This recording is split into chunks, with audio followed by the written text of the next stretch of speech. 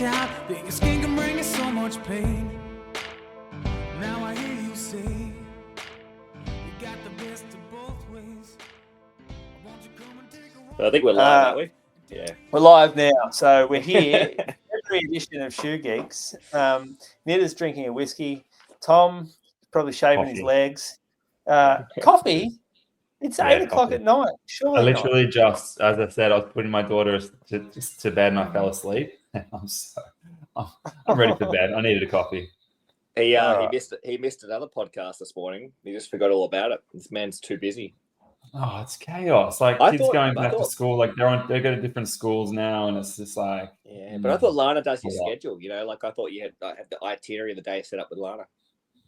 She knows where you got to be, and some teething issues, mate. We're working through it. Okay, good on you. We'll get there. So it's a warm night around the place. We're not going to keep you too long tonight. These guys, one of them's very tired, Nitta. Obviously, very tired, Tom. We've got some shoes though. Now, Tom and I haven't really done much running lately, so we're not going to be able to give too much anecdotal stuff on how these new shoes feel. Nitta's pretty pumped that he's the one who's been running a bit. He's very excited. He's also the one that gives the most favourable reviews for anything that he's given that's free. So just remember, listeners, take everything he says with a grain of salt. Maybe we just got to do a caveat at the start. Did you pay for this shoe or not, Nitta? And then you do your review. No, it's a good point. Like I feel like I've given some of the harshest reviews over the past couple of years. I remember I did a pretty rough review on Brooks early back, and they haven't sent me a shoe ever since. So these are the consequences. Yeah, like remember the Hyperion Tempo? Like I just didn't let that go. And I liked that shoe. The $300 shoe with it was sold as a super shoe, but it was general trainer. Yeah. Anyway, it's bit me in the ass for the next 4 years with Brooks. It actually brings up a very good point, because I just went for the first time in my life on Reddit running Shoe Geeks. I've never seen it before. I thought it had something to do with the Facebook page running Shoe Geeks, which is just a terrible place to go if you're after credible information. But on this Reddit page, there, like you said to me, Nitta, there's some good stuff on there. But there's also a lot of clearly reviews put up that are clearly biased, like from what I said, from what I saw immediately. And it becomes a bit of a problem when you're using that kind of stuff to make decisions about what shoes you should buy. And we often see it in store when people come in armed with their own opinions based off someone else's opinion. It's tough to deal with, but it also makes me think, like, number one, the shoe companies are getting a great deal from these reviews. Like they give a shoe and they get a lot of great exposure. And like you mentioned, if you give a poor review on a shoe that you've been gifted, the chances of you getting another shoe will probably be pretty low. Maybe. Look, I've had a couple companies have been really good with the feedback as well. Like some are better than others, that's for sure. So depends what you're dealing with. Well, some care, right? Yeah. So and it depends on the actual contact of the person, like your contact at the company. So if you have a really good person that genuinely cares about your feedback and wants you to give an honest review and take and make recommendations, then they will accept that and embrace that type of feedback. But if you get the marketing person, they're not interested in that. So you need to get you need the footwear people or the like the passionate people rather than the marketing or the agencies that start to give the shoes out, because they're not after honest feedback. They're after favorable reviews. Well, what do you want to begin with? Do you want to begin with the shoe that we've all worn? Well, we all have this. I don't have it. This is Breeze. This is a size 7.5, and so she has one.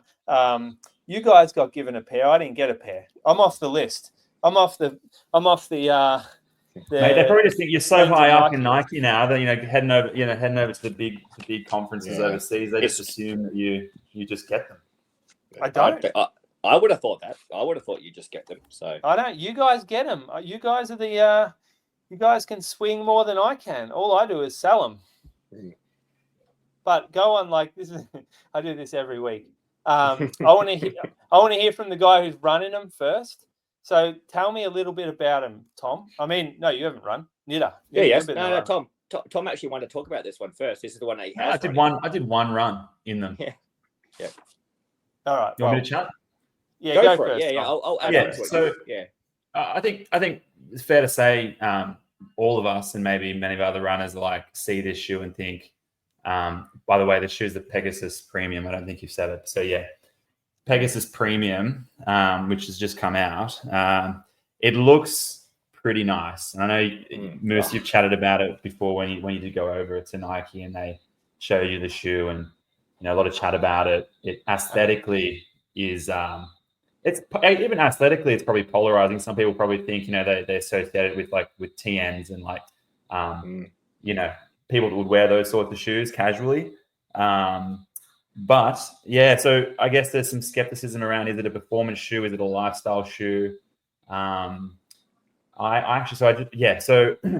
walked in it before I ran in it because I'm not really running much at the moment, but walking in it is for me like the first insight into if a shoe is actually going to, how stable a shoe is. Because it's like when you walk in a Vaporfly. If you try and walk in a Vaporfly, it's not a very nice experience. It's much less stable walking than running, which sounds counterintuitive for some people. You think it'd be less stable running, but actually a lot of these shoes are less stable to walk in. But walking in this shoe felt good. Like I quite enjoyed my 5K or so that I did in it.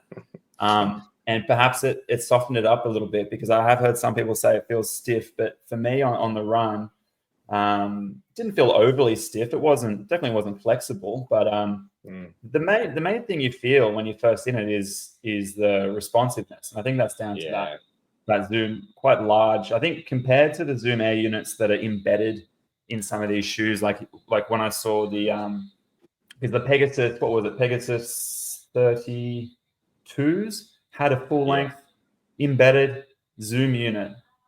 Do you remember those ones? Yeah, back 9 years.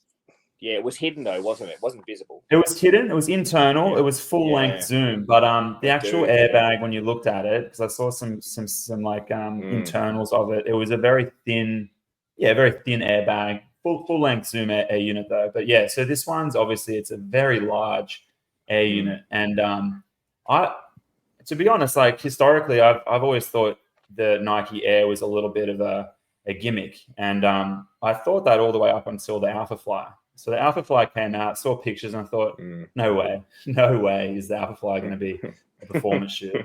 And then, like we all know, we put it on, and it's like this unbelievable experience, and a lot of that comes down to the air units in the forefoot.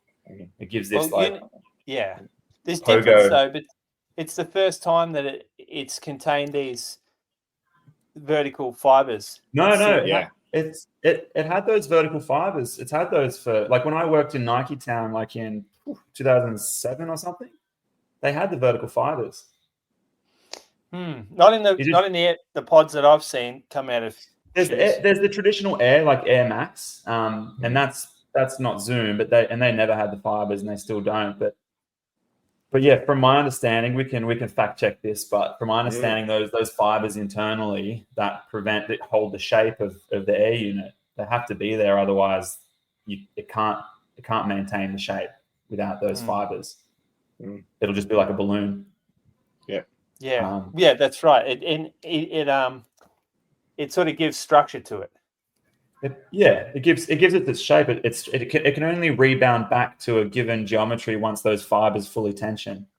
But yeah, so they, like, to be honest, they're using, so yes, it's a heavy shoe, but on foot, like the propulsiveness of it, like it, and the way they've done it by putting, so it's a triple stack of their technology. So I guess going through the tech of it, it's 3 layers. The top layer is Zoom X. So it's their race shoe foam, so very soft and responsive. And then, beneath that is the Zoom Air unit, and beneath the Zoom Air is their React X, which they've got like the Infinity model is all React X. So it's kind of like their premium daily trainer foam now. Yeah. So it's all their premium cushioning technology they wanted to put in this, and I actually thought it functioned pretty well. Like the softness on top of the air unit takes out the sting of the firmness of the air unit, but then you still get the responsiveness of the air unit. So like, yeah, my first impression was quite positive. Like, yeah, it's only have one run, so I can't be too, I can't talk on and on about, you know, how I'm going to feel with it in the next few runs. But yeah, first impression, I was like, it's a running shoe. Like, yes, it looks good, but I'd be happy to continue running it. And I think a lot of people probably will enjoy running in it. Well, you have to look at where Nike places it within their silos of footwear. So they have 3 silos. We talked about this last time: Vomero, Pegasus, and Structure in their training days, in their training footwear. And it sits in the Pegasus silo. So they're not classifying it. They're not trying to make it lifestyle. It is a premium running shoe, and it's got all the features of a running shoe. The only reason that people considered it a lifestyle shoe is because it's aesthetics. Great. Yeah, it kind of has the same look and aesthetics of some of their lifestyle, and they've really only seen this big exposed Zoom sort of airbag in lifestyle shoes. So it's absolutely a running shoe. Absolutely. Yeah, and the way, like, it is different. The Zoom bag is shaped differently to how you would have had it in those old pegs too, that would have just sat in there like dead flat. This one here is contoured almost as if a plate, like it's spooned like a plate. So you've got all that thicker Zoom X under the forefoot, and you've got that propulsive feel, like it's quite rocket off the toe. So it's quite innovative the way they've done it. Look, in terms of the ride and how it feels, like it's, as Tom mentioned, it's heavy when you have it in the hand, and it's a little bit heavy in the foot. Because it bounces back so quickly when you hit the ground, it responds so well. You feel like it does half the work for you. So it definitely functions lighter on the foot. It's an absolute running shoe. Like, I found if I hit the whole shoe flat as a unit, I wasn't heavy enough to compress the whole unit off the foam, plus the pod. But if I hit one point of it, for example, the response was quite extraordinary.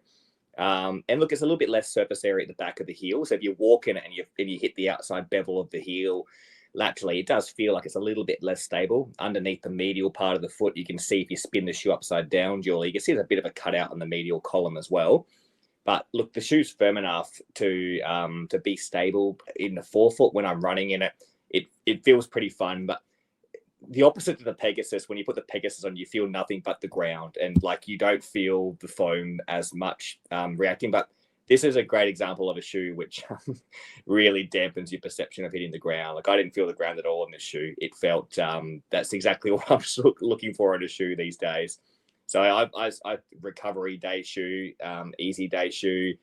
I wouldn't take it for a long time probably, but look, it's definitely a running shoe, and it's pretty enjoyable. But look, I'll probably combine it with walking in it and jogging in it between 30 to 60 minutes.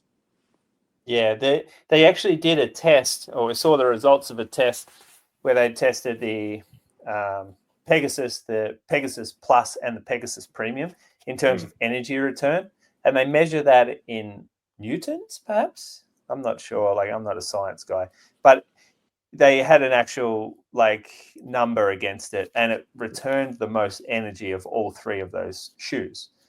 So obviously, it, like, you would hope it did with this much weight in it. You kind of want to get something for your weight.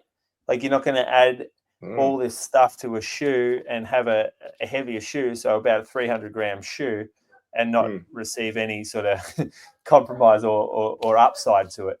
And so the upside is that it's bouncy. I got to say, like, and when you wear a shoe like that, to get the magic out of it, you normally hit the shoe a bit harder. It's the same with the Alpha Fly. If I wear the Alpha Fly, my cadence rate's a bit lower than if I wear a Vaporfly. The stride's longer and I hit the ground harder. And when I jog in this shoe, it's probably the jogging shoe that I had the lowest cadence at. When I put a Peg Plus on, I want to like take shorter strides. I want to be a bit nimble on the feet because the shoe itself's a bit more nimble, and I can't handle a long stride because I bottom the shoe out a touch more. Whereas I cannot bottom this shoe out. It's almost like your central nervous system tries to seek as much of the cushioning out as you can when you hit the ground. And this one here, I'd take a pretty low cadence. So it's definitely a niche, and probably But I'd say it probably works for a heavy person as well to some extent. Let's say that high body mass, they're gonna like the shoe a lot because they're not gonna bottom it out. They're gonna feel more benefit from those layers of cushioning, as long as they're not too like unstable. They're like relatively normal mechanics. Big mass, I think, is gonna really love this shoe. Well, that's kind of my worry about that, is if someone's landing just a little bit more off central, this wall kind of collapses a little. Got to be somewhat efficient and like agreed. this wall will give. Anyway, I think it's like we in store. It was an allocated style, which means that we didn't get to pick our numbers; they got given to us. And they also, like, we have a couple of women's left only, but it's been a fully, like, one of the most hyped Nike shoes since, let me think, probably Alpha Fly 3 first dropped. And so it went immediately online. Like, it was a big seller. So there was hype for it, which is cool to see some, like, the swoosh sort of getting some excitement back around it. Yeah, more to come, by the sounds of it. A lot more to come. Yeah, more to come. Exactly. So we know the silos. We have Pegasus Structure and Vomero, and we have the base model, which will be Vomero 18, which will come out very shortly. And then you have Vomero Plus and Vomero Premium. And Vomero Plus will be a replacement for Invincible, most likely. Like, that's probably the closest competitor, like not competitor, but shoe. We'll probably lose Invincible. And we get Vomero Plus and Vomero Premium. Well, like, you kind of got to look at the way that the premium options are going and consider what you might see in a Vomero Premium. I think I'm more excited for that shoe than any other shoe this calendar year, perhaps, maybe. So, are we getting? Is Nike also culling the Infinity? Do you know? Yes. Yeah. Okay. So I don't mind that, because I found that shoe a real dog. See that in comparison, like, that's another heavy model, and it had the React X, and it felt heavy on foot. It probably felt even heavier on foot than on hand. So that's like in contrast to the Peg Premium. Exactly. I think it's not just the lack of responsiveness, but I reckon the upper makes a difference as well. Like the upper on the Infinity is, like, that is more probably like a lifestyle shoe. Like, it's very it's a very loose knit, I found.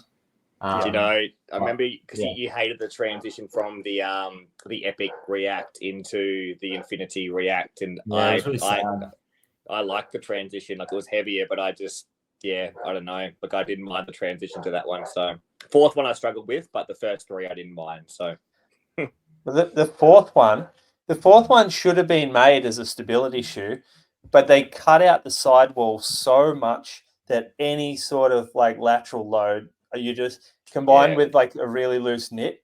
It was the most horrible thing I've ever put on my foot, and it felt like a tank. Like, that was one of the worst shoes ever made. I'm going to stand by that. The Infinity 5 was one of the worst running shoes ever made. And I'm happy for to see it go. Well, the 4, sorry, the 4. Geez, the 5, I'm burned by it. I'm glad they're changing it. All right, so that's kind of me done. There are some shoes coming up that I have on hand that I'm going to wear over the next month, hopefully. So to give you a little bit more detail on that, next podcast, I can sort of give proper feedback, because I hate to just look at a shoe and say, oh, it's this and this and this. That is not a review. That is just spitting fucking data, like, not data, not even data, specs at you. Specs mean shit. And that's another thing that I reckon as we go on, is that people get caught up in numbers. Like, how the shoe feels, how the ride is, how it matches your foot, the fit of the shoe. Those things matter so much more than the grammage, I guess you would say, of the weight of the shoe, or the stack heights, or the density numbers, or all of that. I just don't care about that stuff. The issue is that, like you can almost compile, like, how you move and how you react and your shape and size, like, will be different. Your opinion will be different on the shoe. So those specs, while they don't matter, some of those specs do line up between models, and, you know, you'll have these attributes, the way that you run, and some of those specs will align up. You'll be able to put the objective with the subjective to some extent. But look, you're right. But that's the problem with opinion, right? Because we're not going to have the same opinion on shoe. We don't move the same way. But there's definitely some specs of shoes that would make us move or accommodate a different type of feeling to a shoe, depending on how they're built as well. So, and there are some shoes that look, more mundane and probably universally a bit more accepted between shoes. We have safe shoes as well. So, look, this shoe, I'll start. So I'll go through the New Balance 880. The V15, and look, so Julian, you said this will stock in probably March or about a month away. So I might as well say I got sent this by New Balance from Daniel from New Balance as well. He's been pretty good. He's allowed me to give pretty, I'll actually go through the same sort of, advice I sent to him after an email. I took it out the box and took it straight for an 80-minute run straight away between roads and some trails. And look, the 880's always been a fundamental shoe, hasn't it, Julian? Like, it's a really simple, stable, neutral shoe and a mid-mileage tier shoe. Even now, this shoe sits at a stack height of 40.5 at the rear and 34.5, an offset of about 6 mils. Really big surface area, flared a little bit more on the medial side than on the lateral side. So it's a very safe shoe as well. This shoe, I've worn the 880 a few times. I did wear the last one a couple of times. I didn't get along with it as well. The foam's a little bit firmer compared to an 880, so it's a much higher density of foam. The transition of this foam or this rocker from the rear foot, it's a little bit more proximal. It's actually quite a nice transition. And I found the foam to be more cushioned than the previous model as well. There are a couple of things that probably would that annoy you a little bit. Like, I'm not quite sure why they do it. It runs relatively true to size, but this toe box is a bit firm. It may soften up a little bit, but I did notice that straight away. And I noticed that the last 880s I went into, they did run a bit short, the last model and the previous model. This one runs about true to size, I think, for my 10.5, but I did notice the toe box still. So that's, they put in attribute, and I'm assuming the toe box falls into a category of a shoe being more stable. They make the heel counter more stable, the toe box more stable, the surface area wide. But look, it's for a shoe that's 40.5 and 34.5. It's definitely not in the poppy category, but I'd argue that it's a relatively well cushioned, safe shoe with a firmer base midsole, and the wide surface area makes it pretty safe. And look, traditionally people come in, if they put an orthomechanical device in, Julie, you'd say this one here sometimes put up against like the Brooks Ghost or an equivalent in retail of a stable neutral shoe. So it is a relatively safe shoe. It weighs about 310 grams. I don't think that's too heavy. So it's a pretty good daily trainer. I reckon I'd get along. I weigh about sort of 67-ish kilos. I reckon I'd prefer this shoe a little bit more if I weighed about 75 to 80. I reckon I could compress the foam a touch more. And, if I was a little bit like, it's a bit different to the 1080. Like, I feel like I need to be lighter for the 1080 because it's so soft under the forefoot and the rear foot. Whereas this one sort of falls into that real mid-tier base mileage running shoe. Have you put it on yet, Tom? I just tried it on. I haven't run it. So yeah. Very no real safe feedback, shoe. but keen to give it a go because I've been a big fan of 880s over the years. Yeah. Well, 880. I think So 880 in previous versions has been actually our biggest selling shoe in the store. Yeah. Like bigger than any other model. Now, here's what I don't like about the changes is that the 880 and the Brooks Ghost, maybe you could throw a Mizuno Rider in there. We are losing traditional shoes and they're going the way of these higher stack, lower pitch options with more toe spring and more rocker. And there is a definite kickback in store against that. And this shoe here is one of the best traditional shoes in terms of underfoot sort of feel, being stable, feeling like the previous shoes they've owned. They've got a very good fit. The 880 always we used to do it in 2 or 3 widths. We've even done it in 4 widths at one stage for one gender. So 2A, B, D, and 2E. Once you start to reduce heel pitch, you start to take the shoe away from those with ankle mobility issues. And a lot of people, and so the Brooks Ghost 17 also goes to an 8 mil pitch. This one's going down to a 6 mil pitch. We're taking the bread and butter shoes and we're trying to make them into something that fits the trend of the industry. And I'm just not sure it's a good thing for this type of shoe. Look, the one thing I'll say in a walkaway point for people that love the 880 is that even though it is 40.5 at the rear and 34.5, it definitely still feels like a traditional shoe, which, you know, when you get to that stack height, they normally don't. They normally feel a bit more bouncy or responsive, but it doesn't. It feels traditional. The fit of the upper still remains very New Balance. The toe box is a little bit squarer. It is a high volume of shoe, but obviously dropping the pitch down, and it does feel more snappy. It does feel more rocketed. So that's very different from the traditional shoes. I've installed a 6 mil heel pitch through here. So the shoe runs at 12 mils for me now as well. So I don't notice it as much. But it is a problem, and you and I, well, we all both know that some brands are going to be shifting some of their stack heights from being lower to higher in the future. And I mean, look, 8 mils is probably the sweet spot. Dropping below 8 mils, I think you're right. People with anterior ankle impingement or posterior ankle, you know, intolerance to low pitches are going to have more issues. And some of those really fundamental shoes like the Brooks Ghost and the 880 were probably the only shoes we had in that area. So that's just the small thing you need to consider. I mean, you might need to start stocking heel pitches in store, Julie. Like it is. Yeah. Will you let me do that? Are you going to let me do that? Well, I don't have the heel pitch marker. I get to determine who stocks No, it. but you've got the say on it. You've got the say if it's acceptable or not. No, you're allowed to stock heel pitches. I think people know how to use them. I think, you know, it's the easiest little trick you can do for a lot of problems. So, but I reckon stocking heel pitches is like podiatrists stocking runners. It just should not fucking happen. Some people do it, mate. So, yeah. I know. Now, I'm going to touch on a couple shoes that, look, while I'm here, we know that they exist, and I don't know much about them, so I'm going to go over them relatively quickly. Bryn, a guy from Adelaide, Harris, Bryn Nichols, sent me a couple of brands of the Chinese brand Lining, 2 of the performance sorry, shoes. Nitta, before you go too far, your Okay. internet struggling a little bit. I'll move to another room.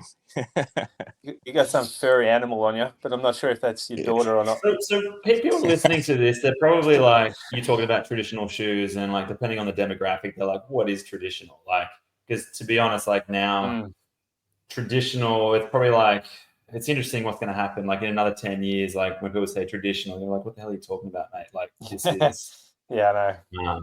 This is the way it is. And do you reckon are we going to, obviously I do think the pendulum is like going towards that end. And do you think it's going to swing back, and how far is it going to swing back?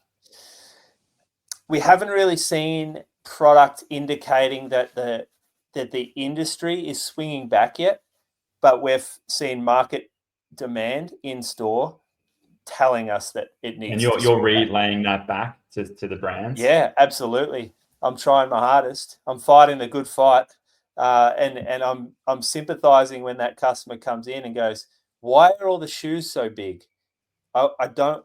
And you know what we're selling a lot of, and we're selling a lot more Pegasus lately. That sits in that area. It's just the fit's not ideal. Yeah, it's traditional, but the fit still got that MR10 Nike last, which is very limiting for a lot of foot shapes. But that's the type of shoe that we're doing really well with. So hopefully we can. I mean, if they did a Pegasus on a slightly wider last, we're in business there. The Brooks Adrenaline, we still haven't seen any changes to that. That's going to sit there, and those guide rails could pretend they're not aggressive. So you could get into a lot of people into that shoe, and I think we will start using that a lot more. Do you like the GT 2000? Still fairly traditional feeling. I mean, it's getting thicker and softer, but still use it a bit. New Cumulus, big and thick. It's sort of gone the way of the new school. It's going to be hard. Got to probably have to stop. I was saying, did you see did I show you when I was looking at if this 880 was released yet on the New Balance website? I saw their new Minimus. You know, the Minimus range. We stock it. It's got a midsole. The trail shoe.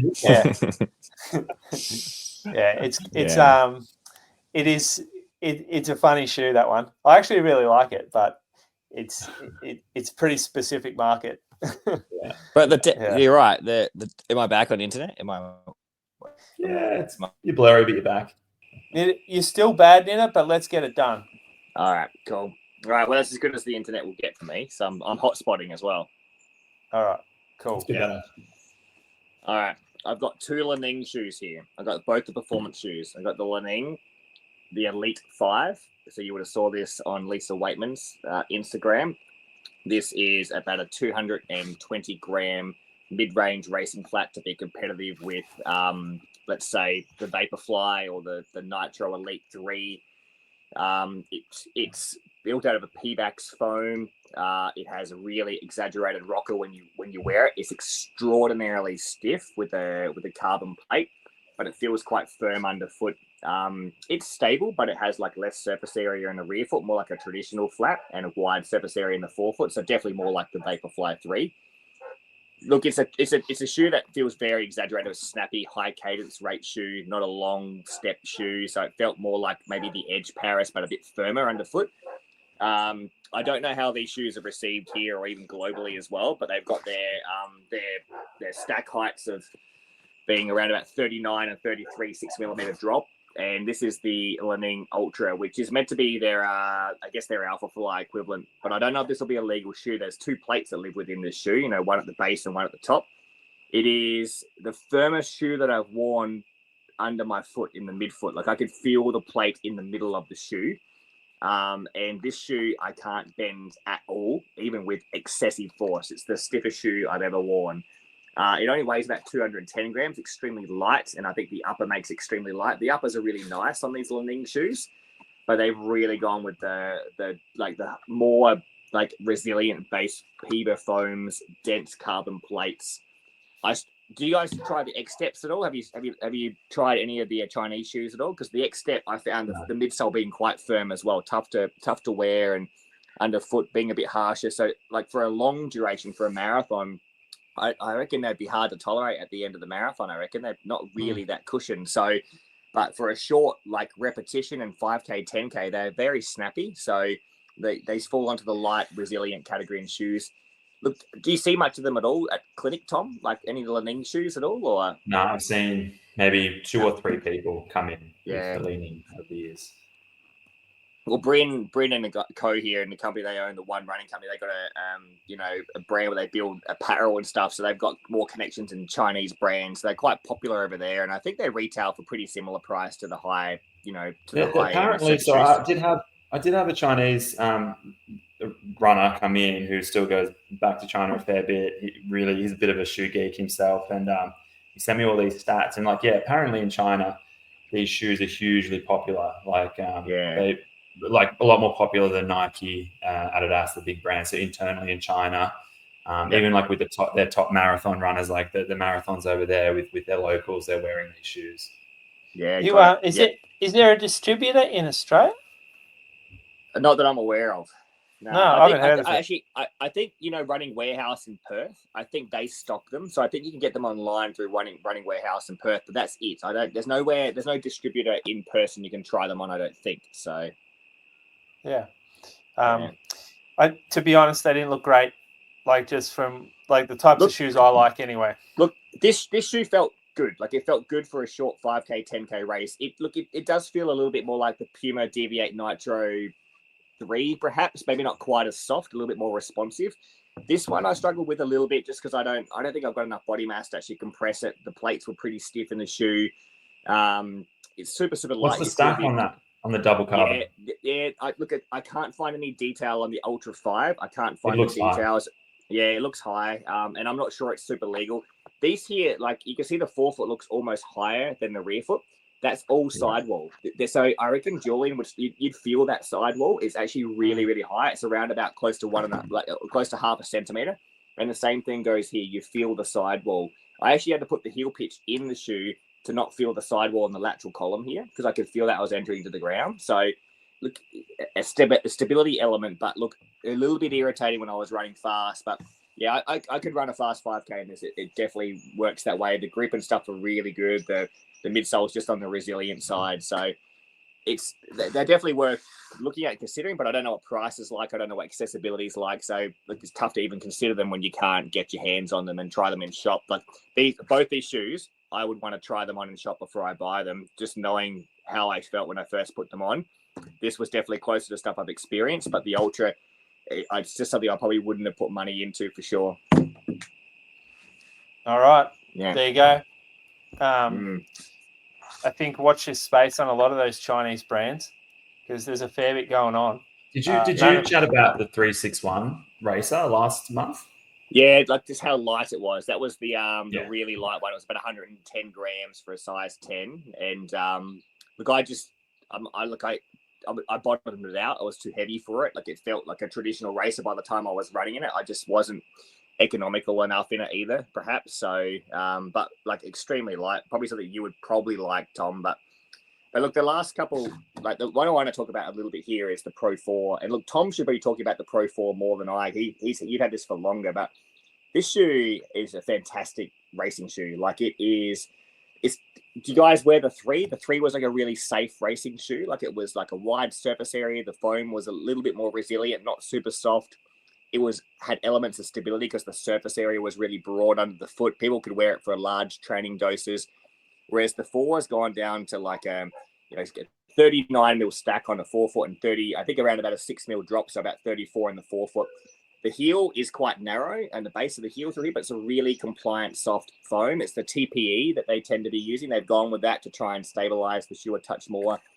The rocker apparently is very similar to the 3rd version. It is not far back as what the Evo Pro is, Tom. I think the Evo Pro goes back 60% for the rocker. This one's a little bit later, but it's still graduated through the shoe well enough, at least 40% back. The 4-foot has wide surface area. This outsole, the traction, it's called light traction, is about 1 millimeter thick, but it has amazing grip. It is fantastic. And the strip of Continental on the 4-foot through here makes it just an elite outsole. It definitely falls. It's a lot softer than the 3rd version. It definitely categorically falls into the probably competitor with, it's probably more like a Vaporfly than an Alphafly in terms of being light and snappy. This was 209 grams for size 10.5. So I think it's the lightest flat that I own.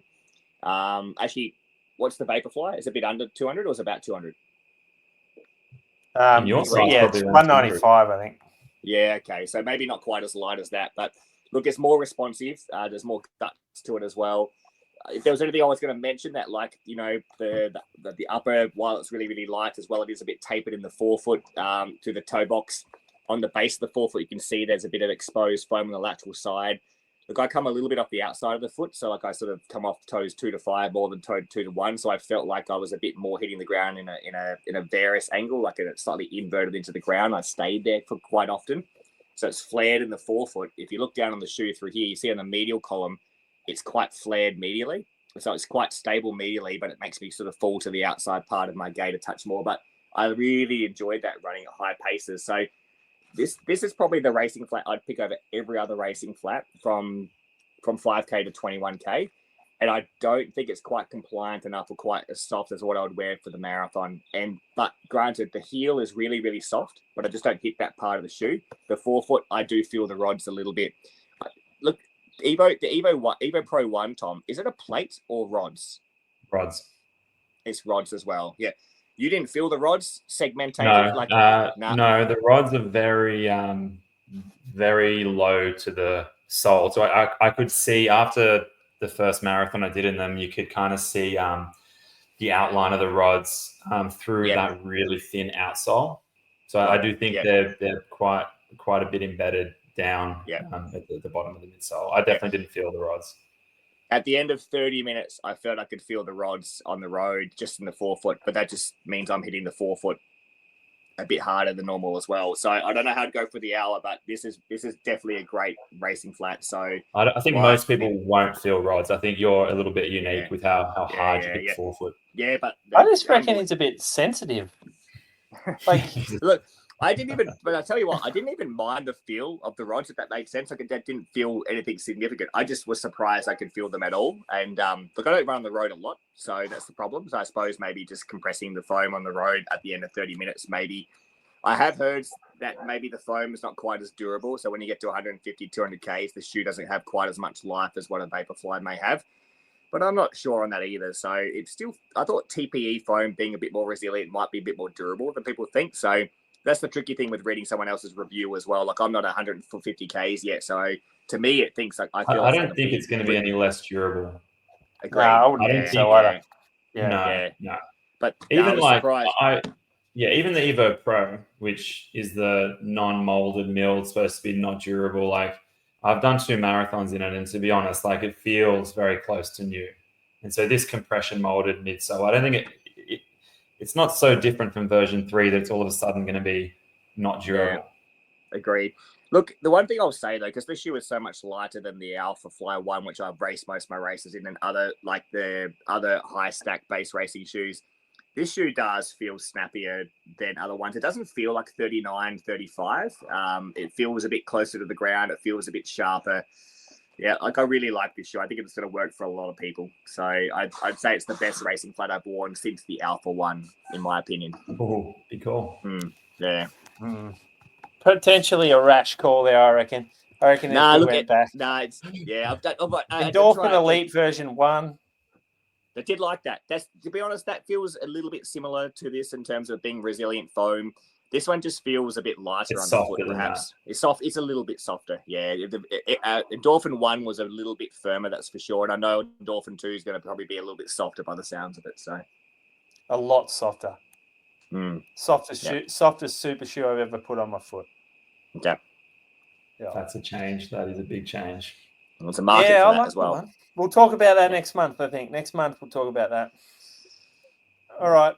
Tom, you got anything for us, or do you want to get into our listener question? No, that's it. Nothing new I've run in. Nothing. Asics haven't got a new cohesion or something that you What's that? tried? Asics don't have a new version of the cohesion. Isn't that still correct? No, I've not tried anything. Okay, no, I won't talk about it. It's embarrassing. Talk about it. Please. Talk about it. Just say the name of it. I purchased a shoe with my own money. Good. Not from me. Not from me, you didn't. No. This is I bought old stock. I bought a New Balance. Have a guess what it was? Rebel V1. V3. Just the model before. I love that shoe. It was good. V2, V3, great shoes. So yeah. Yeah, I'm with you. All right, so I've got a listener question here. I want to know the top 3 socks in your sock drawer. What are you going for? When? So Tom, you start. Like I don't want more than 3 here too. I don't want you to like. No, I'm not going to give you. Don't worry, I'm not going to give you any more than 1. I wear one. Okay. Literally, I wear 1 sock for everything. I stockpiled about 30 pairs. What's that? I know what it is. Yeah, because I bought some from you before. Yeah. What is it? The Nike Spark. You sound so disappointed. There's nothing good. There's not much good about it. No, what's good about it is a bit like my shoe choices sometimes. It's like, it's simple, nothing fancy. You want a thin. And I know there was issues with like a year or 2 ago with that sock, but like the durability's back. And so they just don't get holes. It's so thin, yet it doesn't get holes is the really impressive part about it for me. And I like, they're so tight. They're so tight. I have a lot of trouble even just getting them on my foot. Yeah, but I can imagine you got a big hoof on you. I don't have a big, wide, high volume foot. All right. The other issue is they're so thin. They feel like your foot's skating inside the shoe. Love that. Sliding around all over the place. Yeah, that can be an issue. That it can if I wear that with like actually some of these Adidas shoes, their sock liners have quite a slippery sock liner. So yeah, I give you that. What height? What height are you at? Quarter. Love my quarters. Yeah. Quarter is the most like missionary style white 40+ male shoe ever. Yeah, I've tried to go crew, and I'm just like not cool enough for crew. I just can't. Nah, you're a quarter man. Yeah, stick with it. It suits you. Yeah. Get white ones too. I have white ones. Don't worry. White and black. Quarter. Anytime someone wears a quarter sock into the store, I'm like, I think I've picked your personality already. Oh no. Yeah. No, that's it for me. Keep it simple. Find a sock I like. And the Nike Spark. Yep, gotcha. Yeah, we'll stock them. Do you like a thin low friction. If you get problems with blisters, people that get blisters a lot, just general advice, because it's amazing how many people don't know. Don't get cotton. Don't get any amount of cotton whatsoever. You got to spend a little bit of money, get a technical running sock, get some nylon, polyester. This is where synthetic is good, natural bad. Yeah. So, Don't get cotton blend. There's a lot of don't get like cotton blend. Yeah, if you're buying a 3-pack of socks for $20, it's not it. It's not the sock you want. Yeah. Like your sock should cost $20 at least. That's the judge there. That's the benchmark. $20 for one sock, and you know you're getting something that's decent. All right, so teach me about socks. What's good that I'm missing out on? Oh yeah, okay. So the best, like, I'm going to do 3 because I don't have a best sock. I use them as a combination piece for the fit of my shoes. So whatever shoe I'm wearing. So like if I have a race shoe and it's a really snug fit, I'm going for a thin sock. So lately I've been wearing Swiftwick. Have you guys heard of Swiftwick? No. Swiftwick is I reckon they're big in cycling, but they are thin like a Steigen, like a Nike Spark, but their cuffs are a little bit slightly thicker on the cuff. So if you get like the quarter or the 4, they go in inches, 0, 1, 2, 3, 4, 5, 6, 7 inches, but they pretty much, like their main ones are 0, 4, and 7. That's like their main size. And 4 is the mini crew, like the quarter.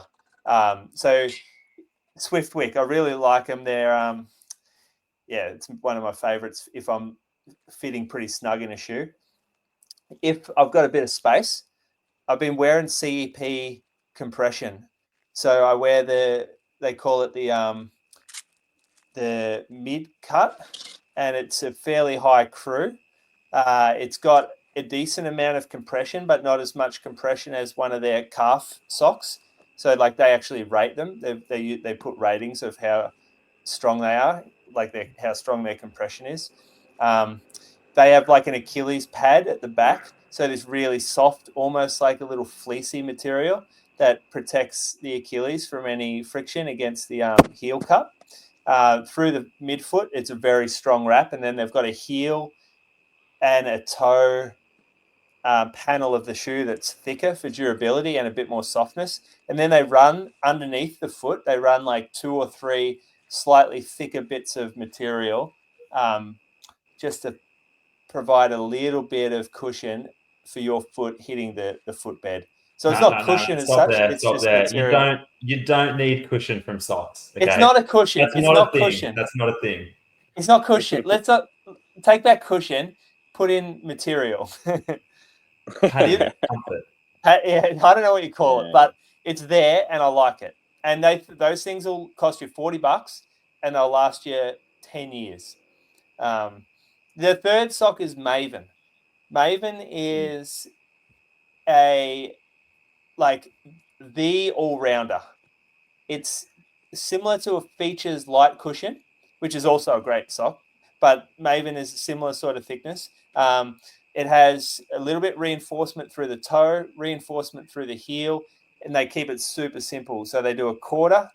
They do a crew, or they do a tab, like just above the shoe, like it's got a tab on it. It doesn't slip down. And they do black or white. And they do small, medium, or large, extra large. So it's just simple buying the sock. And I just, that's my everyday sock. I wear that if I'm just going out for a run. I don't need those CPs on. I'm not in a race shoe. I've actually raced in it. I reckon I raced in Maven when I had a slightly broader fitting or a slightly longer fitting Alpha Fly, I think it was. So I've actually raced in them. They come in black or white. They look good too. So they're my 3.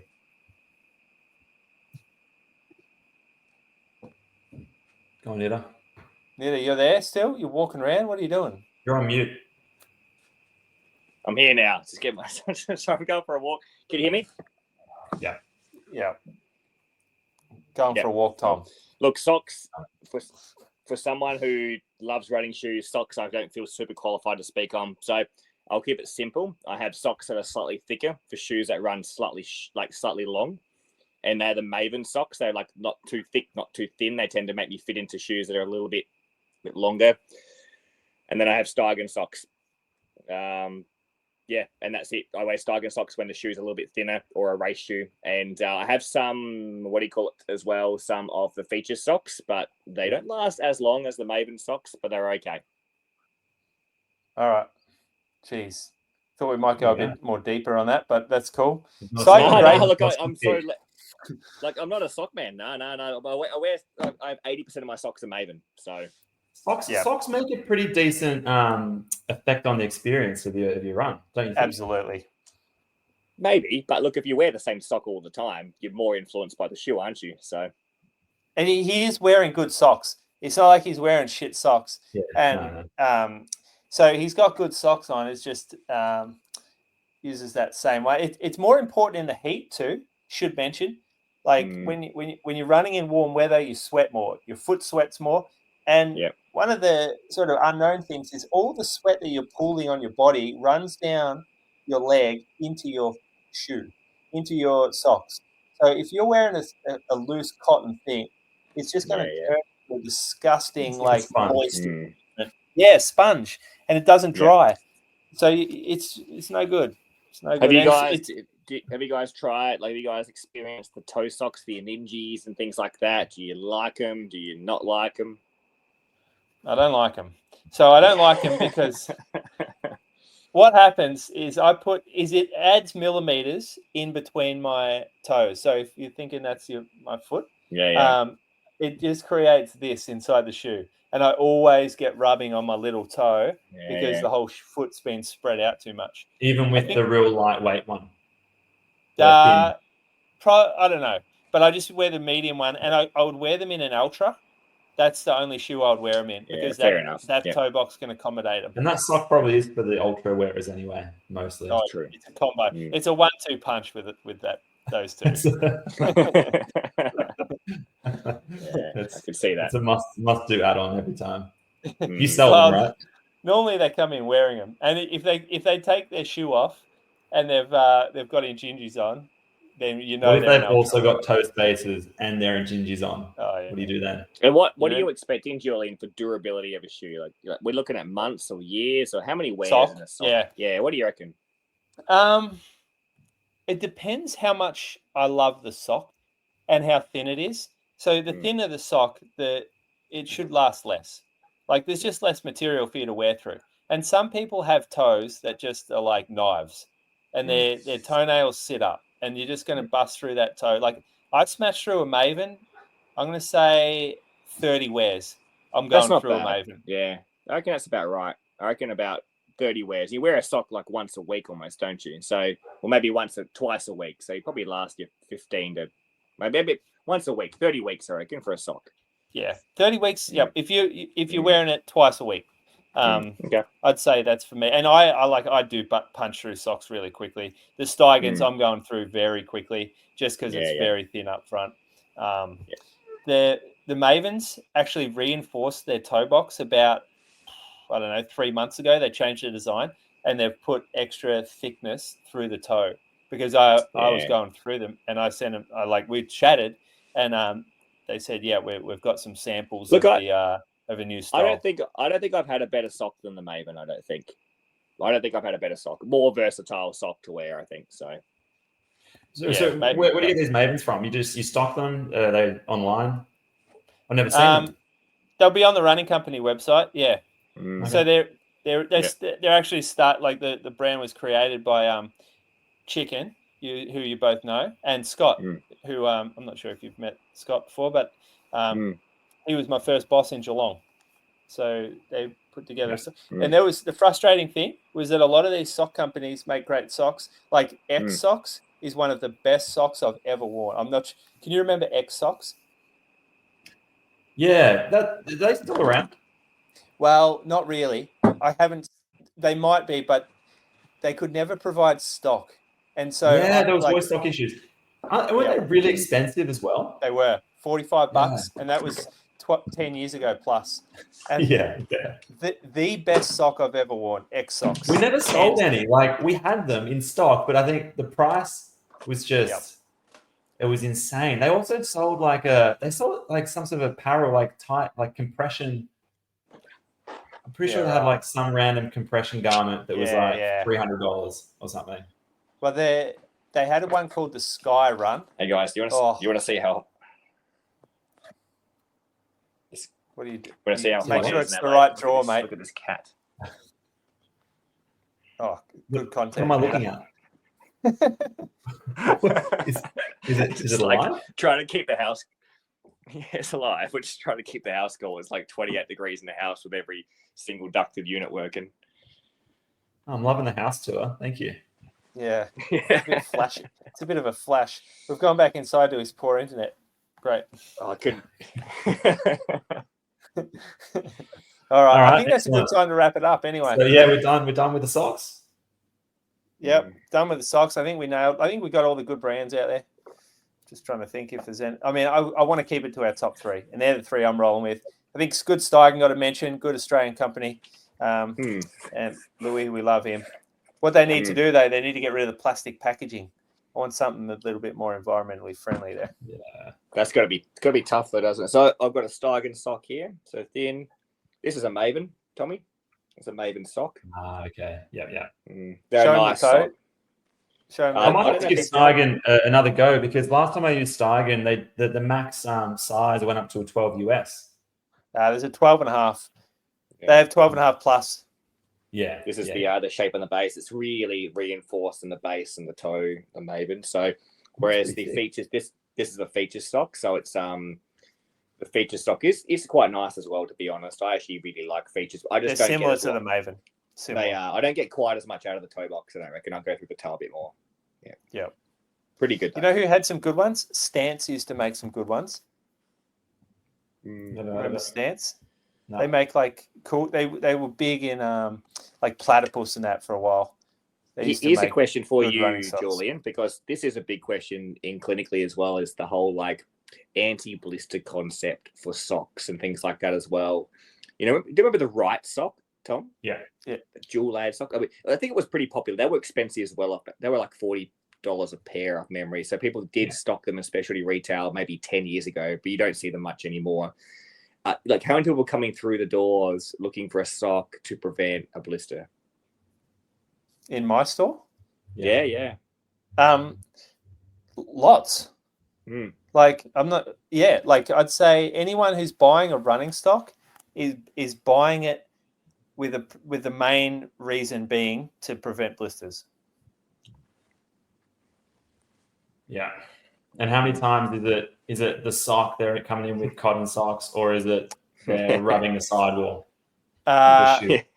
So the cheapest and easiest way to test it is to get a good sock. I think if you are getting blisters and you're wearing like a decent quality medium thickness sock, then it's probably a shoe fit thing. If you've got one of those massive bloody Thorlo things stuck in there and you're blistering, then perhaps you just need a thinner sock. You don't sell Thorlos? If you've got a thin sock, then your foot's like moving around, you feel like you've got a lot of rubbing in a certain area, or you're actually getting pressure from a firm piece on the shoe, a thicker sock can help pad that out. That's why in a hike shoe or a shoe with like a Gore-Tex upper, you want a thicker, more padded out sock because the materials are a lot harsher on the shoe.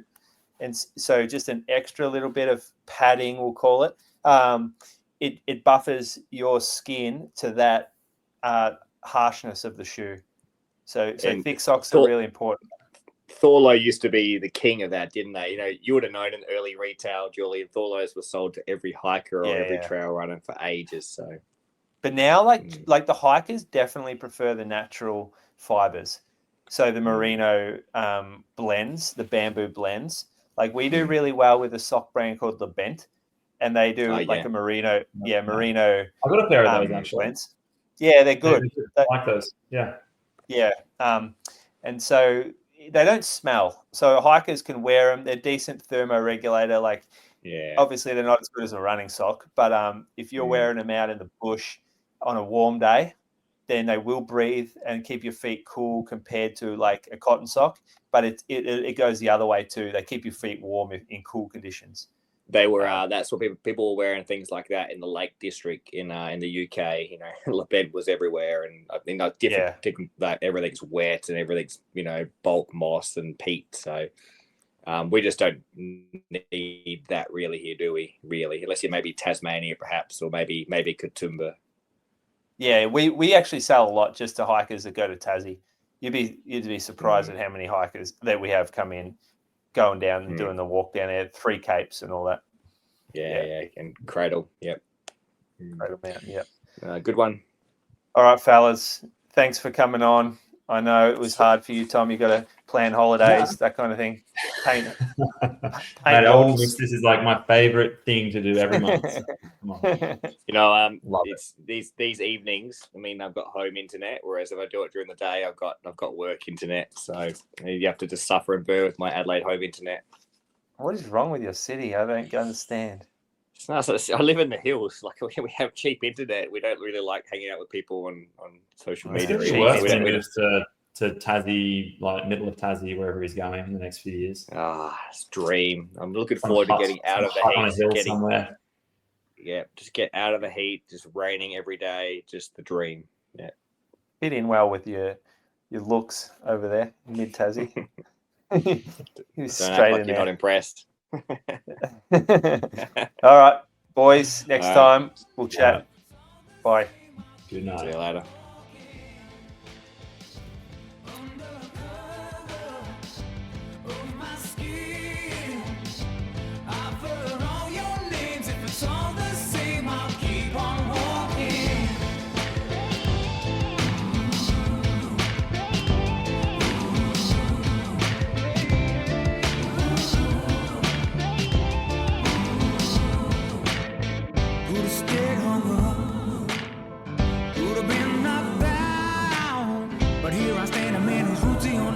And I'm gonna hold my head up high.